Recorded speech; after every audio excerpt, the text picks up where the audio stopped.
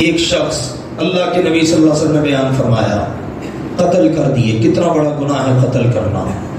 جو ناحق کسی کا قتل کرتا ہے وہ اللہ تعالیٰ نے قرآن پاک میں بتایا اگر وہ جان ایمان والی ہو نا تو یہ قاتل ہمیشہ کا جہنمی ہے.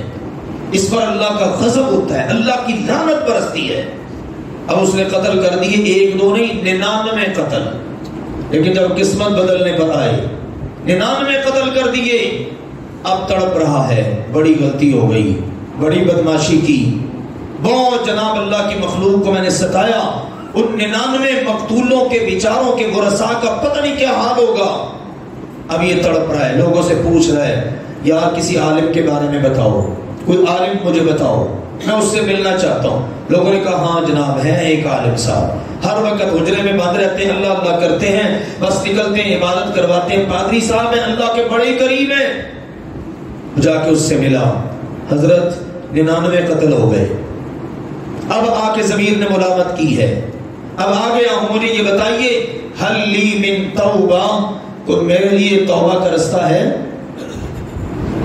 کیا کہتے ہیں, نیم حکیم خطرہ جان اور نیم ملا خطرہ ایمان. ہم جب نیم ملاؤں سے دین لیتے ہیں پھر ہمارے دل میں صحابہ کرام مقدس ہستیوں کی نفرت پیدا ہوتی ہے. پھر ہمیں یہ ہوتا ہے کہ ابو بکر نے فاطمہ پر رضی اللہ عنہما بڑا ظلم کیا, عمر نے سیدہ فاطمہ پہ ظلم کیا.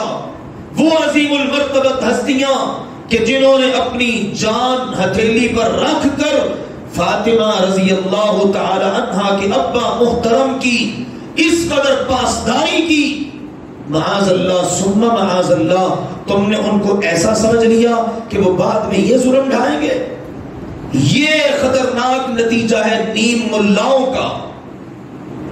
اور بھی بہت کچھ ہے, اس لیے ہمیشہ دین لیں مستند جگہ سے, پوری تسلی تشفی کر کے. اب یہ بیچارہ پادری پتہ ہی کوئی نہیں, ورنہ تیری کوئی توبہ نہیں ہے. وہ پہلے غصے سے بھرا ہوا تھا, پریشان, ٹینشن میں, اس نے تلوار نکالی, پادری صاحب کا سر بھی قلم کر دیا. اللہ کے نبی صلی اللہ علیہ وسلم فرمایا اب گنتی پوری ہو گئی, کتنے کی؟ 100 کی. لیکن اب پریشان ہے, اندر ہے نا, ملامت کرتا ہے تو بندہ ٹکتا نہیں ہے. اب یہ پھر مارا مارا پھر رہا ہے, یار پہلے مجھے تم نے بتایا, تمہیں پتہ ہے میری حالت کا, وہ بندہ بھی میں نے مار دیا ہے. اب کوئی اچھا بندہ بتاؤ جو مجھے گائیڈ کرے, وہ میری رہنمائی کرے, مجھے دکھی کا ہاتھ پکڑے. کہ اچھا ایک عالم اور بھی ہیں. اب مل گیا عالم, عالم کے پاس گیا, جا کے بیٹھا, انہوں نے اس کی کاؤنسلنگ کی, اس کو سمجھایا, بتایا, اور بتا کر اس کی تربیت کی, اصلاح کی. یہ پوچھتا ہے میری توبہ ہے؟ انہوں نے کہا بالکل توبہ. اللہ کے بندے, کوئی توبہ کا دروازہ بھلے بند ہوتا ہے, تو بڑا خوش قسمت ہے, اللہ نے زندگی میں تیرا ضمیر جگا دیا, تیری توبہ ہو سکتی ہے. اور وہ کہتا ہے انما التوبة على الله للذين يعملون السوء بجهالة ثم يتوبون من قريب فأولئك يتوب الله عليهم. میرے بندوں سے نادانی ہو گئی, جہالت میں عمل ہو گئے, آ جائیں توبہ کریں. اگر توبہ کر لیں گے اللہ ان کی توبہ ضرور قبول کرے گا, تانا بھی نہیں دے گا. اور توبہ کے فوائد ثمرات دنیا میں بھی دے گا, آخرت میں بھی دے گا. لہذا تیری توبہ ہو سکتی ہے, لیکن ایک کام کر, جہاں تو رہتا ہے نا تیرا حلقہ احباب ٹھیک نہیں ہے, تیرے جیسے سارے کان ٹوٹے ہیں. لہذا تو اگر سچی توبہ کرنا چاہتا ہے تو نکل یہاں سے. وہ ایک بستی ہے, اس بستی میں چلا جا, مجھے پتا ہے اس بستی کا, میں جاتا ہوں وہاں پہ, وہاں کے لوگوں کو درس دیتا ہوں, سناتا ہوں, واعظ کرتا ہوں, بڑے اچھے لوگ ہیں, نیک لوگ ہیں, میں نے ان میں برائیاں نہیں دیکھی, ایک اچھا ماحول انہوں نے کریٹ کر رکھا ہے. لہذا تو اپنا علاقہ چھوڑ, وہاں جا, جب نیکوں میں رہے گا ماحول اچھا ملے گا, یہ تیرے دماغ سے چیزیں ختم ہوں گی. ہر وقت بات پہ مشتعل ہو جانا اور قتل تک اتر آنا, اس سے نکلنے کے لیے ضروری ہے. دیجئے مخلص تھا نا توبہ کے لیے, رکا نہیں, چل پڑا. کیا وطن چھوڑنا پڑے چھوڑ دوں گا, دوست احباب یار بیلی محفل مجلس سب چھوڑ دوں گا. یہ ہوتی ہے میرے عزیزوں سچی توبہ کی علامت. چل پڑا, اللہ کی قدرت, ابھی منزل مقصود پہ نہیں پہنچا کہ موت آ گئی. موت آئی، اب آگے اللہ کے فرشتے دونوں طرح کے، رحمت کے فرشتے بھی، عذاب کے فرشتے بھی۔ عذاب کے فرشتے کہیں ابھی توبہ والی جگہ پہ پہنچے ہی نہیں، ہم لے کے جائیں گے، اور رحمت والے کہیں نہیں نہیں چل تو پڑا تھا نا، ہم ہی لے کے جائیں گے۔ اللہ نے ایک اور فرشتہ بھیج دیا انسانی شکل میں، اس نے فرشتوں سے کہا لڑتے کیوں ہو، مجھے اگر کہو تو میں فیصلہ کر دوں تمہارا، تو بالکل کرو۔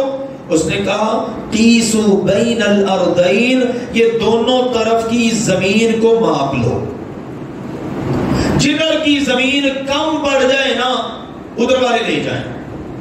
اب زمین پر یہ منظر بن رہا ہے، اور عرش بری سے کیا منظر بن رہا ہے؟ اللہ تعالیٰ نے زمین کی طرف وحی کی، وہ زمین جس کی طرف وہ جا رہا تھا اس کو کہا قربی، قریب ہو جا، سکڑ جا، اور جدھر سے آ رہا تھا اس کو حکم دیا عرش بری سے، اللہ نے تباعدی، دور ہو جا، اپنے آپ کو پھیلا دے۔ وہ زمین، حکم کس کا چلتا ہے؟ اللہ کا۔ وہ زمین پھیل گئی، آگے والی سکڑ گئی۔ اب انہوں نے جب زمین کو ماپا، آگے والی جدھر جا رہا تھا نا وہ زمین چونکہ سکڑ گئی، فاصلہ کم ہو گیا، اللہ تعالیٰ نے اپنی رحمت کے ساتھ اس کو معاف کر دیا۔ یہ ہے میرے عزیزو ہمارا رب۔ اب ہمارے لیے دیر کاہے کی ہے؟ ہم کس وقت کا انتظار کر رہے ہیں؟